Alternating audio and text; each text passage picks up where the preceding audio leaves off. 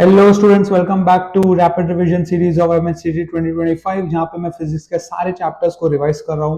कम से कम टाइम में मैं आपको हर एक चैप्टर्स लेके आ रहा हूं। ये वीडियो अगर आपने लास्ट तक देख लिया तो आपके जो 12th स्टैंडर्ड का 15th चैप्टर है, जो सेकंड लास्ट चैप्टर है, structure of atom and nuclei है, ये वीडियो लास्ट तक देखने के बाद आपको इस चैप्टर का कोई भी दूसरा वीडियो या बुक नहीं पढ़ना पड़ेगा। आप डायरेक्टली पीवाईक्यूज पे जा सकते हो, डायरेक्टली एमसीक्यूज पे जा सकते हो।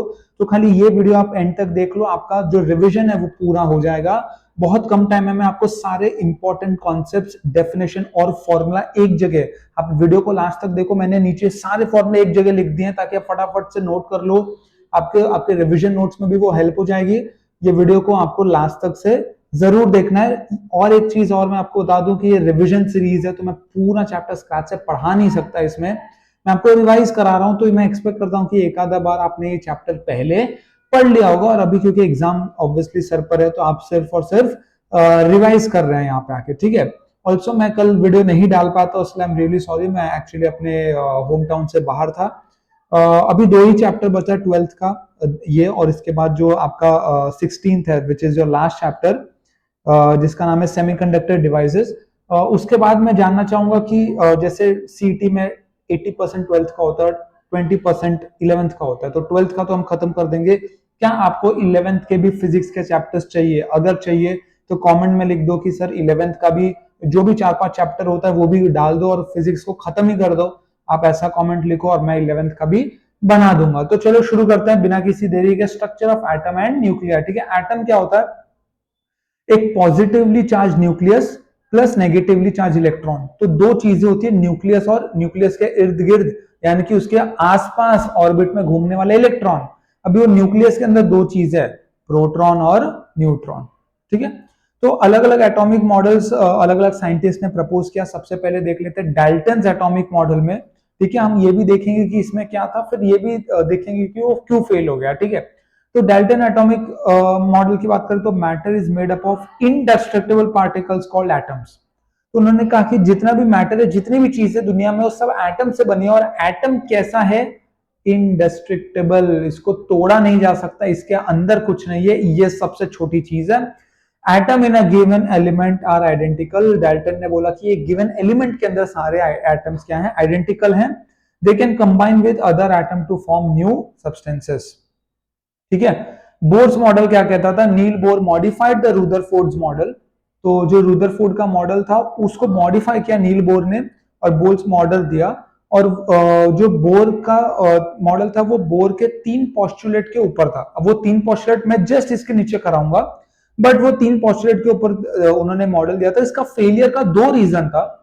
Enable to explain fine structure of spectral line. Spectral line जो था, जब हीलियम, जब कोई भी इलेक्ट्रॉन, ठीक है, हाइड्रोजन का हो, हीलियम का हो, जब कोई भी इलेक्ट्रॉन एक एनर्जी लेवल से दूसरे एनर्जी लेवल पे जंप करता है तो ऑब्वियसली वो एनर्जी रिलीज करता है, फोटोन रिलीज करता है, राइट। तो वो स्पेक्ट्रल लाइन हम जो बनाते हैं वो एक्सप्लेन नहीं कर पाया। और ये ओनली सिंगल इलेक्ट्रॉन एटम के लिए मॉडल नील बोर का एप्लीकेबल था, तो ऑब्वियसली ये फेल होना तय था। उसके बाद आता है आपका थॉमसन मॉडल, बहुत फेमस है, आपने सुना भी होगा। Plum pudding model, plum cake जैसा, जिसमें इलेक्ट्रॉन्स को ऊपर के चेरी जैसा कंपेयर किया जाता है। ये देख लो, एटम इज स्फीयर। तो इन्होंने बोल दिया कि भैया जो एटम है वो तो क्या है? स्फीयर है, having a uniform positive charge. यानी कि उसका जो एटम है वो, उसमें एक यूनिफॉर्म एक स्फीयर है जिसका यूनिफॉर्म पॉजिटिव चार्ज है, और इलेक्ट्रॉन जो है एम्बेड किए गए हैं, जैसे कि चेरी को केक के ऊपर एम्बेड किया जाता है, इसलिए इसको प्लम पुडिंग मॉडल भी कहा जाता है। इट इज इलेक्ट्रिकली न्यूट्रल, यानी कि एटम जो है वो क्या है? इलेक्ट्रिकली न्यूट्रल है। Only the negatively charge electrons can be emitted from it, क्योंकि वो जो पूरा जो आपका एटम है वो तो उसने एक पॉजिटिव स्फीयर बता दिया और इलेक्ट्रॉन्स एम्बेडेड है, तो खाली इलेक्ट्रॉन्स को हम उससे एमिट कर सकते हैं। फिर रुदरफोर्ड का मॉडल आता है। An atom consists of very small central positively charged core called the nucleus। तो उन्होंने कहा कि बीच में न्यूक्लियस होता है जो पॉजिटिवली चार्ज होता है। Electrons revolve around the nucleus in a circular orbit. Atom is electrically neutral. ये फेल इसलिए हो गया क्योंकि ये stability of the atom and atomic spectra को एक्सप्लेन नहीं कर पाया। एक एटम स्टेबल कैसे है, उसके एटॉमिक स्पेक्ट्रा वगैरह वगैरह जो भी चीजें हैं जो हम पढ़ते हैं वो आगे जाके उसको एक्सप्लेन नहीं कर पाए, इसलिए वो क्या हो गया, फेल हो गया। अब बोर के फटाफट 3 पोस्टुलेट को देख लेते हैं। In hydrogen atom the electron revolve around the nucleus in a fixed circular orbit. ठीक है, एक हाइड्रोजन एटम का जो इलेक्ट्रॉन है वो न्यूक्लियस के अराउंड फिक्स्ड ऑर्बिट में घूम रहा है। इंपॉर्टेंट बात क्या है, कांस्टेंट स्पीड में घूम रहा है। ठीक है, अब वो कोई भी जो रेडियस होता है ऑर्बिट का, ठीक है, इलेक्ट्रॉन के ऑर्बिट का जो रेडियस होता है वो रैंडम नहीं होता, वो ऐसा होता है कि उसके अंदर घूमने वाले का जो इलेक्ट्रॉन है, उस इलेक्ट्रॉन का जो एंगुलर मोमेंटम है वो integral multiple of h by 2 होता है, जहां पे h को प्लैंक्स कांस्टेंट कहा जाता है, या L इज इक्वल टू जो कि mvr बराबर होता है is equal to nh by 2 भी आप बोल सकते हो। एक और उन्होंने पोस्टुलेट दिया कि जो इलेक्ट्रॉन है जब वो हायर एनर्जी ऑर्बिट से लोअर एनर्जी ऑर्बिट में जंप करेगा, ऊपर से नीचे जंप करेगा, तो वो एक फोटोन एमिट करेगा, और उस फोटोन की जो एनर्जी होगी वो इन दोनों ऑर्बिट के एनर्जी लेवल का डिफरेंस होगा।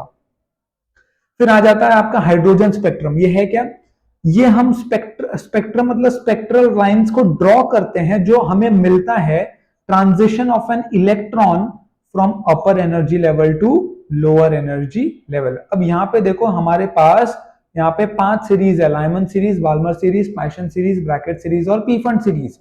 लाइमन सीरीज का जो एन है वो 1 से स्टार्ट होता है, फिर बाल्मर, फिर पैशन, फिर ब्रैकेट, उसके बाद आता है आपका पीफंड सीरीज। आप स्टार्ट कर सकते हैं। ठीक है, जो m की वैल्यू है ऑब्वियसली n से आप m में हो 2 3 4, फिर 3 से मतलब m से n में आ रहे हो तो 2 से 1 में आओगे, 3 से 1 में आओगे, 4 से मतलब सो ऑन।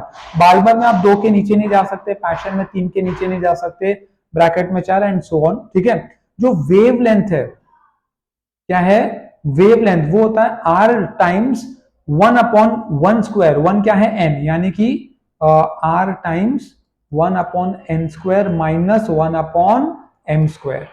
ठीक है, तो जो लैम्बडा मैक्स देखोगे आप, यहाँ पे m क्या हो जाता है n+1, तो वहां पे लैम्बडा मैक्स होता है लाइमन का 4/3r, बाल्मर का 36/5r, पैशन का 144/7r, ब्रैकेट का 400/9r और पीफंड का 900/11r। ठीक है, 3 5 7 9 11 डिनोमिनेटर में ऐसा याद कर लो, और 4 36 144 400 900 ट्राई करो, याद करो। अदरवाइज आपको ये फॉर्मूला याद है तो कोई बड़ी बात नहीं है।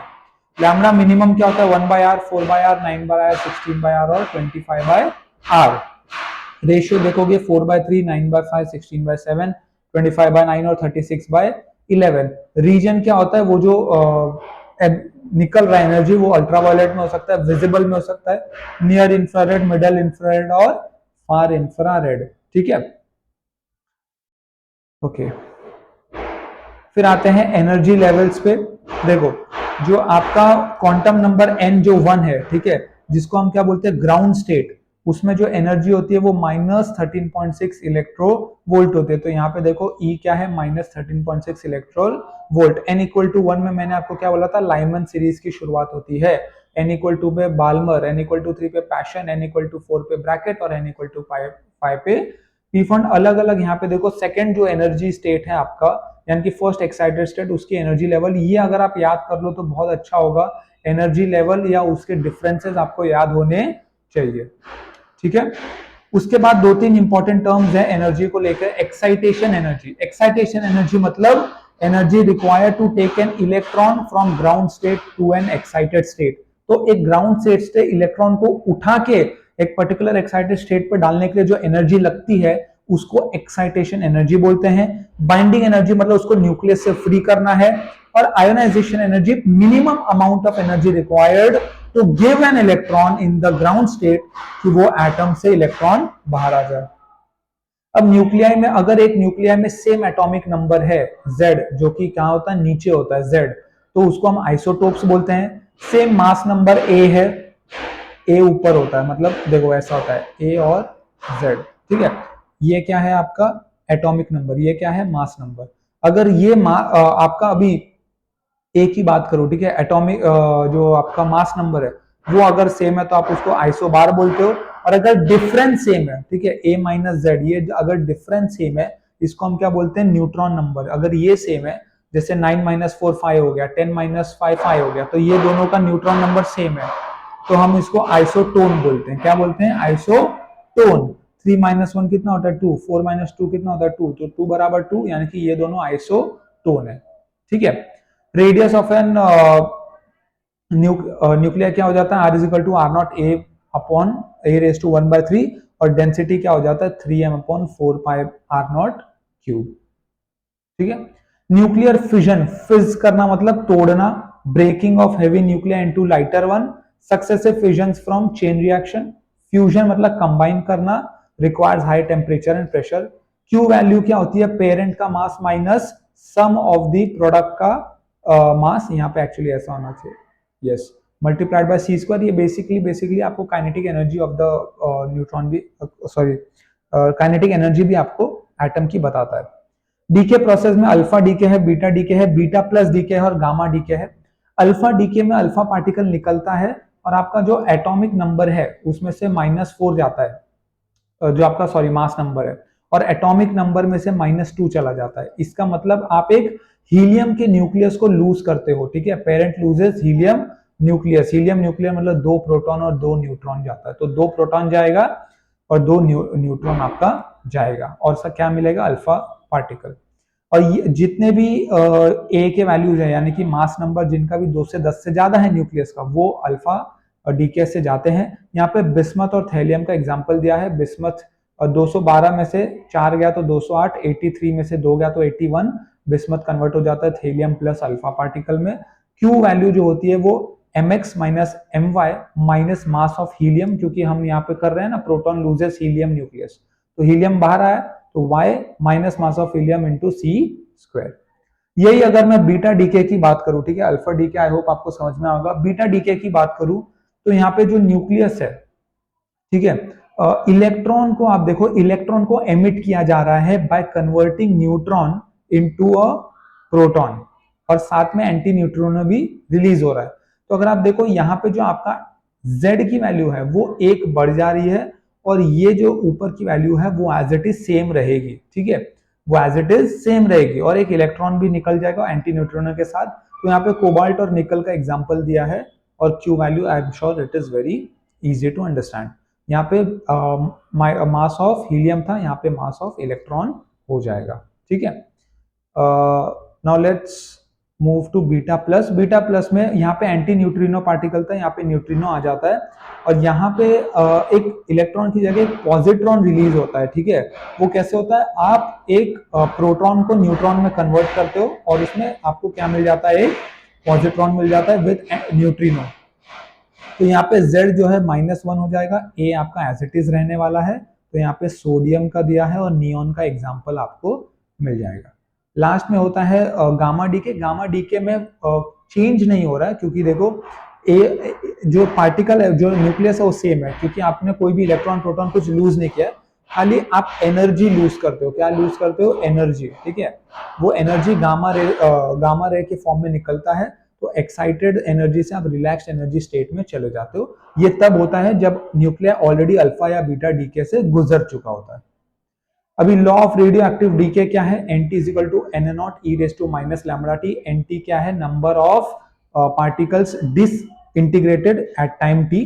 Activity basically rate of decay होता है, विच इज -dn/dt।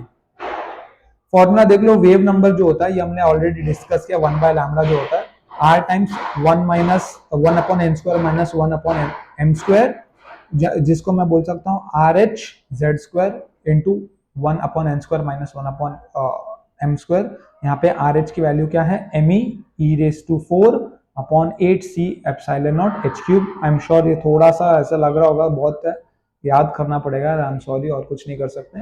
ये हमने बोर पोस्टुलेट ऑलरेडी डिस्कस कर लिया है। This is radius of a Bohr orbit. ठीक है, यहाँ पे आप एक बात ध्यान रख लो कि it is directly proportional to n square. ठीक है, velocity is inversely proportional to n, z e square upon 2 epsilon naught nh होता है। ये होता है चेंज इन एनर्जी जब आप